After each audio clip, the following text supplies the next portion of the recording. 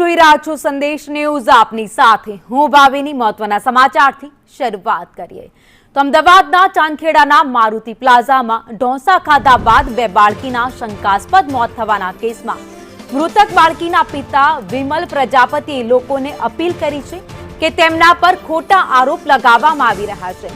તેમણે કહ્યું કે ફોરેન્સિક રિપોર્ટ આવ્યા બાદ જ તેમના પર કોઈ આરોપ લગાવવો યોગ્ય રહેશે। તેમણે વધુમાં એ પણ કહ્યું કે તેમની સાથે જે ઘટના બની તે અંગે તેમણે પોલીસને જાણ કરી છે અને ખીરું ખાધા બાદ તેમની તબિયત બગડી હોવાની વાત પણ તેમણે પોલીસને જણાવી છે। વિમલ પ્રજાપતિએ અંતમાં એ પણ જણાવ્યું કે તેમના માતા-પિતા પણ ખૂબ જ સારા છે।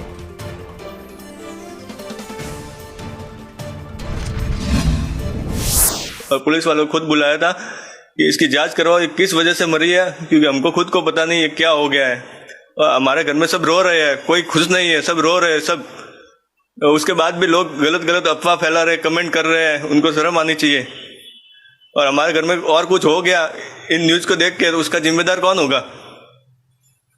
मैं इतना ही कहना चाहता हूँ बस कि FSL की रिपोर्ट आए, उसके बाद आप जो भी है और जो भी बोलना आप बोल सकते हो। अभी पहले आप कुछ भी गलत मत बोलो कृपया करके। ये झूठी झूठी लोग अफवाह ना फैलाएं और गलत गलत हमारे परिवार के बारे में ना बोले, क्योंकि बहुत दुखी है हमारा परिवार।